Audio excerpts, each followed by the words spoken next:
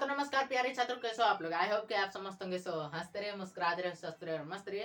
प्यारे छात्रों, आप लोगों का जो है क्लास 10 हिंदी चैप्टर 3 का ऑब्जेक्टिव क्वेश्चन आज बताने वाले हैं। क्या भाई, ऑब्जेक्टिव और सब्जेक्टिव दोनों बता देते हैं। ठीक, ऑब्जेक्टिव और सब्जेक्टिव दोनों चीज आज क्लियर कर देते हैं। फटाफट से आप लोग तैयार हो जाओ और ऑब्जेक्टिव सब्जेक्टिव स्टार्ट करते हैं। ठीक प्यारे साथियों, चलो भाई स्टार्ट करते हैं ऑब्जेक्टिव और सब्जेक्टिव। हाँ तो भाई ये स्टार्ट करते हैं। देखो फर्स्ट क्वेश्चन क्या है, पहले ऑब्जेक्टिव कर लेते हैं, इसके साथ साथ सब्जेक्टिव भी कर लेंगे। ठीक, कह रहा है मैक्स मुलर को वेदांतियों को वेदांती किसने कहा। तो मैक्स मुलर को वेदांतियों को वेदांती जो है स्वामी विवेकानंद जी ने कहा, ये हमने आपको बता दिया था। ठीक, नेक्स्ट क्वेश्चन देखते हैं भाई। नेक्स्ट क्वेश्चन क्या है, नेक्स्ट क्वेश्चन देखते हैं। ठीक, नेक्स्ट क्वेश्चन है कि दारिस नामक सोने के सिक्कों से भरा घड़ा कैसे मिला था। तो दारिस नामक सोने के सिक्कों से भरा घड़ा जो है वो मिला था वारेन हेस्टिंग्स को। ठीक, तो ऑप्शन नंबर सी यहाँ पर भी सही हो जाएगा। ठीक, नेक्स्ट क्वेश्चन क्या है कि मेघदूत नामक पुस्तक का अनुवाद मैक्स मुलर ने किस भाषा में किया। भाई मैक्स मुलर थे कहाँ से, जर्मनी से, तो वो किस भाषा में इसका अनुवाद करते हैं, जर्मनी भाषा में, सिंपल सा। तो ऑप्शन नंबर डी यहाँ पर सही आंसर हो जाएगा। ठीक, नेक्स्ट क्वेश्चन देखेंगे, बड़ा ही मस्त क्वेश्चन है, थोड़ा सा देख लो। क्या है, संस्कृत भाषा और यूरोपियन भाषा का तुलनात्मक व्याख्यान किसने दिया। तो संस्कृत भाषा और यूरोपियन भाषा का तुलनात्मक व्याख्यान जो है वो मैक्स मुलर जी ने दिए थे। तो यहाँ पर भी ऑप्शन नंबर ए यहाँ पर सही आंसर है। ठीक, नेक्स्ट क्वेश्चन है कि कठ और केन उपनिषद का अनुवाद नहीं भाई, अनुवाद जो है मैक्स मुलर ने किस भाषा में किया। तो इसका भी अनुवाद जो है मैक्स मुलर ने हिंदी भाषा में किया था। अरे भाई इसका अनुवाद हिंदी भाषा में कैसे हो जाएगा, हिंदी भाषा में नहीं, माय मिस्टेक, यहाँ पर हो जाएगा जर्मन भाषा में। हाँ जर्मन भाषा में, क्योंकि ये जर्मनी से थे। तो यहाँ पर जो है ऑप्शन नंबर बी आपका सही हो जाएगा। कठ और केन यहाँ पर हमने थोड़ा सा जो है ध्यान नहीं दिया, यहाँ पर जर्मनी भाषा में, तो ऑप्शन नंबर बी यहाँ पर सही आंसर हो जाएगा। नेक्स्ट क्वेश्चन क्या है कि लिपजिंग विश्वविद्यालय में मैक्स मुलर ने किस भाषा का अध्ययन किया था। तो भाई लिपजिंग विश्वविद्यालय में जो है मैक्स मुलर ने संस्कृत भाषा का अध्ययन किया था। तो ऑप्शन नंबर सी यहाँ पर सही आंसर हो जाएगा। एक चीज़ बताते हैं, ये सभी क्वेश्चन कहाँ से आ रहे हैं, लेखक परिचय से। कहाँ से आ रहे हैं भाई, लेखक परिचय से, लेखक परिचय से। देखो भाई कितना सारा क्वेश्चन आ रहा है लेखक परिचय से। और हमने लेखक परिचय का क्लास भाई एक अलग से लगाते हैं, लेखक परिचय का क्लास, जो कि आप लोग देख लिया करो लेखक परिचय का क्लास, क्योंकि लेखक परिचय से अच्छा खासा क्वेश्चन आते हैं आपके एग्जाम में भी। और ये जो चैप्टर का ऑब्जेक्टिव क्वेश्चन करा रहे हैं इसमें भी चैप्टर से बहुत कम, लेखक परिचय से बहुत ज़्यादा क्वेश्चन आता है, तो लेखक परिचय कर लिया करो। नेक्स्ट क्वेश्चन है कि मैक्स मुलर की मृत्यु कब हुई। तो भाई मैक्स मुलर की मृत्यु कब हो गई थी, मैक्स मुलर जी की मृत्यु जो है, एचडी में आ गया, हाँ, मैक्स मुलर की मृत्यु जो है प्यारे साथियों 28 अक्टूबर को हुई थी। लेकिन कब, 1900 ईस्वी में। कब, 1900 ईस्वी में जो है इनकी मृत्यु हो गई थी। तो ऑप्शन नंबर डी यहाँ पर सही आंसर हो जाएगा। ठीक, अब देखो यहाँ पर आया है बुक से अब क्वेश्चन, मतलब चैप्टर से, पारसियों के धर्म का क्या नाम है, जरथ्रुस्ट। क्या नाम था, जरथ्रुस्ट। ऑप्शन नंबर डी यहाँ पर सही आंसर हो जाएगा। ये क्वेश्चन है आपके चैप्टर से, लेकिन इससे पहले टोटल का टोटल बुक से था। लेखक परिचय। जनरल कनिंघम का संबंध किससे है। भाई जनरल कनिंघम का संबंध है, एक चीज़ जान लो, जनरल कनिंघम का संबंध जो है वो पुरातत्व से है। किससे है, पुरातत्व से। तो ऑप्शन नंबर सी यहाँ पर सही आंसर हो जाएगा। ये आपके चैप्टर से क्वेश्चन लिया गया है, चैप्टर में पढ़ाए थे। ठीक, ये क्वेश्चन भी आपके चैप्टर से कि 172 दारिस नामक सोने के सिक्के का घड़ा कहाँ मिला था।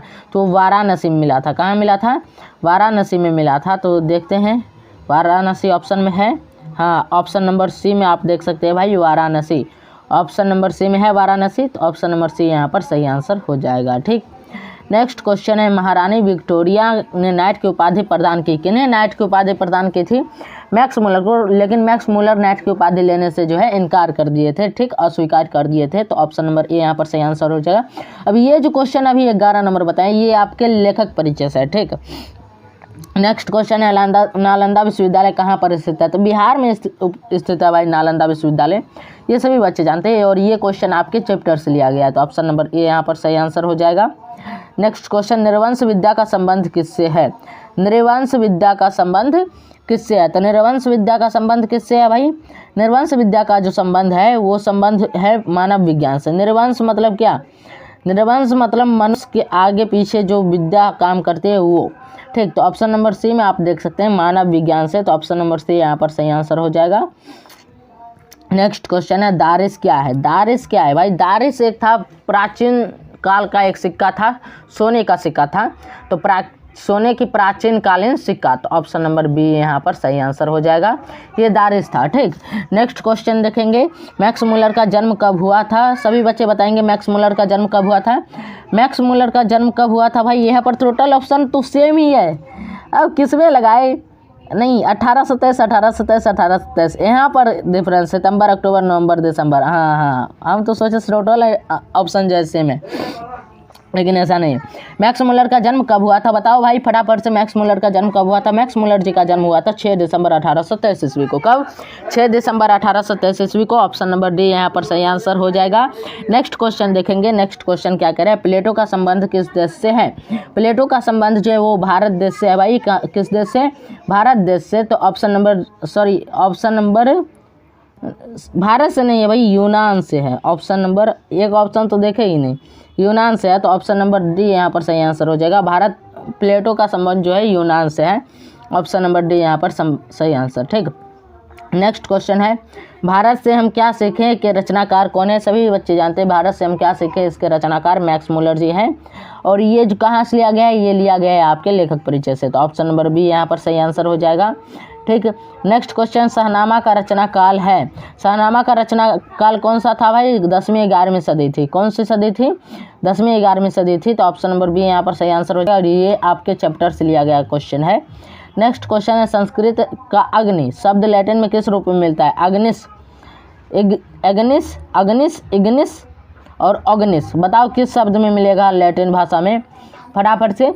वो इग्निस शब्द में मिला था। ठीक, लैटिन भाषा में इग्निस शब्द में मिला था। तो ऑप्शन नंबर सी यहाँ पर सही आंसर हो जाएगा। ठीक, नेक्स्ट क्वेश्चन है कि हकर्ष थे। हकर्ष क्या थे भाई?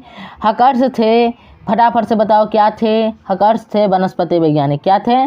वनस्पति वैज्ञानिक। तो ऑप्शन नंबर ए यहाँ पर सही आंसर हो जाएगा। नेक्स्ट क्वेश्चन देखते हैं, सर विलियम जॉन ने भारत की यात्रा कब की थी? सर विलियम जॉन ने जो है भारत की यात्रा उन्होंने की थी 1783 ईस्वी में, शायद यही अनुमान होना चाहिए। 1783, हाँ 1783 ईस्वी में। ऑप्शन नंबर डी यहाँ पर सही आंसर हो जाएगा। ठीक, अगला क्वेश्चन, मुंडा किस देश की जाति है? मुंडा किस देश की जाति है? फटाफट से बताओ भाई। मुंडा, बिरसा मुंडा, याद आया कुछ? बिरसा मुंडा अपने भारत की जाति है। ठीक, तो ऑप्शन नंबर डी यहाँ पर भी सही आंसर हो जाएगा। ठीक, नेक्स्ट क्वेश्चन देखेंगे। नेक्स्ट क्वेश्चन कह रहा है, भारत से हम क्या सीखें? पाठ में नए सिकंदर विशेषण किसके लिए प्रयुक्त हुआ है? युवा अंग्रेज अधिकारियों के लिए ये प्रयुक्त हुआ है। किसके लिए? युवा अंग्रेज अधिकारियों के लिए। तो ऑप्शन नंबर सी यहाँ पर सही आंसर हो जाएगा। ये आपके बुक से लिया गया क्वेश्चन है। भारत कहाँ बसता है भाई? क्लियर बता दिए थे, भारत गाँव में बसता है। ठीक, तो ऑप्शन नंबर डी यहाँ पर सही आंसर हो जाएगा, सभी बच्चे जानते हैं। नेक्स्ट क्वेश्चन, मैक्स मुलर का जन्म कहाँ हुआ था? मैक्स मुलर का जन्म दसाउ जर्मनी में हुआ था। तो ऑप्शन नंबर बी यहाँ पर सही आंसर हो जाएगा। ठीक, अगला क्वेश्चन, वारेन हेस्टिंग्स था। वारेन हेस्टिंग्स जो है वो भारत का गवर्नर था। कौन था? भारत का गवर्नर जनरल था। तो ऑप्शन नंबर ए यहाँ पर सही आंसर हो जाएगा। ठीक, नेक्स्ट क्वेश्चन देखते हैं, मैक्स मुलर के पिता का क्या नाम था? मैक्स मुलर के पिताजी का नाम था विल्हेम मुलर। क्या नाम था? विल्हेम मुलर। तो ऑप्शन नंबर ए यहाँ भी सही आंसर हो जाएगा। नेक्स्ट क्वेश्चन, प्रत्न मानव का अर्थ है। प्रत्न मानव का अर्थ क्या होता है भाई? प्रत्न मानव का अर्थ होता है प्राचीन मानव, जिसको आदि मानव कहते हैं। ठीक, तो ऑप्शन नंबर सी यहाँ पर सही आंसर हो जाएगा। नेक्स्ट क्वेश्चन, किसे वाराणसी के पास सोने के सिक्कों से भरा एक घड़ा मिला था? किसे मिला था भाई? ये घड़ा जो मिला था वो वारेन हेस्टिंग्स को ही मिला था। भारत का गवर्नर जनरल था। तो ऑप्शन नंबर ए यहाँ पर सही आंसर हो जाएगा। ठीक, नेक्स्ट क्वेश्चन देखते हैं। लास्ट क्वेश्चन क्या है कि किसके अध्ययन क्षेत्र में भारत के कारण नवजीवन का संचार हो चुका है? तो भाई ये जो है वो नीति कथा के अध्ययन क्षेत्र में जो है भारत के कारण नवजीवन का संचार हो चुका है, नीति कथा के अध्ययन क्षेत्र में। ठीक, तो ऑप्शन नंबर बी यहाँ पर सही आंसर हो जाएगा, बी। ठीक, अब आगे आप देखोगे तो यहाँ पर देखने को मिल रहा है आपको क्लास 10 हिंदी चैप्टर 3 सब्जेक्टिव। तो सब्जेक्टिव क्वेश्चन भी आप लोगों को करा ही देते हैं क्या? तो सब्जेक्टिव क्वेश्चन देखो क्या है। फर्स्ट क्वेश्चन कह रहा है, भारत को पहचान सकने वाली दृष्टि की आवश्यकता किसके लिए वांछनीय है और क्यों? तो भाई भारत को पहचान सकने वाली दृष्टि की आवश्यकता यूरोपियन लोगों के लिए वांछनीय है, क्योंकि भारत ऐसी समस्याओं से भरपूर है जिनका समाधान होने पर यूरोपियन लोगों की अनेक समस्याओं का जो है निदान संभव है। ठीक, नेक्स्ट क्वेश्चन है कि लेखक ने किन विशेष क्षेत्रों में रुचि रखने वाले के लिए भारत का प्रत्यक्ष ज्ञान आवश्यक बताया है। तो लेखक ने बताया है कि जिन्हें भूविज्ञान में, वनस्पति जगत में, जीवों के अध्ययन में, पुरातत्व के ज्ञान में और नीति शास्त्र जैसे विषयों में सॉरी बच्चों, नीति शास्त्र के जैसे विषयों में विशेष अभिरुचि है, उन्हें भारत का प्रत्यक्ष ज्ञान आवश्यक है। ठीक, नेक्स्ट क्वेश्चन कह रहे लेखक की दृष्टि में सच्चे भारत के दर्शन कहाँ हो सकते हैं और क्यों। तो भाई लेखक की दृष्टि में सच्चे भारत के दर्शन जो है भारतीय ग्रामीण जीवन में हो सकते हैं। भारतीय ग्रामीण संस्कृति में सच्चा भारत निहित है, क्योंकि सच्चाई, प्रेम, करुणा, सहयोग की भावना ग्रामीणों में कूट कूट कर भरा होता है। ठीक, नेक्स्ट क्वेश्चन है कि भारत की ग्राम पंचायतों को किस अर्थ में और किनके लिए लेखक ने महत्वपूर्ण बतलाया है, स्पष्ट करें। तो प्राचीन स्थानीय मानव प्रणाली या पंचायत प्रथा को समझने या समझाने का बहुत बड़ा क्षेत्र भारतीय ग्राम पंचायत में विद्यमान है। जिन लोगों को अत्यंत सरल राजनीतिक इकाइयों के निर्माण और विकास से संबंध, प्राचीन युगीन कानून के पुरातन रूप के विषय में हुए अनुसंधान की महत्ता को समझने की क्षमता प्राप्त करनी है, उनके लिए भारत के ग्राम पंचायतों को लेखक ने महत्वपूर्ण बताया है। ठीक, नेक्स्ट क्वेश्चन क्या है कि लेखक ने वारेन हेस्टिंग्स से संबंधित किस दुर्भाग्यपूर्ण दुर्घटना का हवाला दिया है और क्यों। तो लेखक ने वारेन हेस्टिंग्स द्वारा 172 दारिस नामक सोने के सिक्के ईस्ट इंडिया कंपनी के निदेशक मंडल की सेवा में भेजे जाने पर कंपनी के मालिक द्वारा उसका महत्व नहीं समझाना एवं मुद्राओं को गला देना दुर्भाग्यपूर्ण दुर्घटना कहा जाता है, क्योंकि वह एक धरोहर था, अन्वेषण का विषय था। अन्वेषण मतलब क्या, इस पर विचार विमर्श करने का विषय था। ठीक, नेक्स्ट क्वेश्चन है कि भारत के साथ यूरोप के व्यापारिक संबंध के प्राचीन प्रमाण लेखक ने क्या दिखाए। तो लेखक के अनुसार जो है सोलोमन के समय से ही भारत, सीरिया और फिलिस्तीन के मध्य आवागमन के साथ सुलभ हो चुके थे।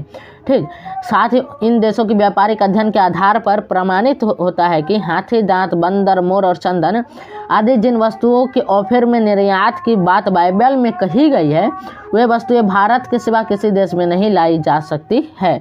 भारत के सिवा किसी अन्य देश से नहीं लाई जा सकती है। ठीक, भारत के सिवा कोई देश इसे निर्यात नहीं कर सकता है। नेक्स्ट क्वेश्चन क्या है कि भारत के तरह अतीत और सुदूर भविष्य को भारत किस तरह अतीत और सुदूर भविष्य को जोड़ता है, स्पष्ट करें। ठीक, तो लिखेंगे भारत अतीत और भविष्य को जोड़ता है। यहाँ मानवीय जीवन का प्राचीनतम ज्ञान विद्यमान है। यहाँ की भूमि प्राचीन इतिहास से जुड़ी है। यहाँ की संस्कृत भाषा के द्वारा विश्व के चिंतन की ऐसी धारा के अवगाहन का अवसर मिला है जो अभी तक अज्ञात थी, अतः बीते हुए काल और आने वाले समय के लिए सेतु के रूप में मान्य है। ठीक, नेक्स्ट क्वेश्चन देखेंगे क्या कह रहा है, मैक्स मुलर ने संस्कृत की कौन सी विशेषताएं और महत्व बतलाए हैं। तो लिखेंगे मैक्स मुलर के अनुसार संस्कृत की पहली विशेषता इसकी प्राचीनता है। इसके वर्तमान रूप में भी अत्यंत प्राचीन की तत्व जो है भली भांति सुरक्षित है। संस्कृत की मदद से ग्रीक, लैटिन, गॉथिक और एंग्लो सैक्सन जैसी ट्यूटानिक भाषा, केल्टिक तथा स्लाव भाषाओं में विद्यमान समानता की समस्या को आसानी से हल किया जा सकता है। नेक्स्ट क्वेश्चन कि संस्कृत और दूसरी भारतीय भाषाओं के अध्ययन से पाश्चात्य जगत को प्रमुख लाभ क्या हुए। तो लिखेंगे संस्कृत और दूसरी भाषाओं के अध्ययन से मानव जाति के बारे में पाश्चात्य जगत विचार व्यापक और उदार बने हैं।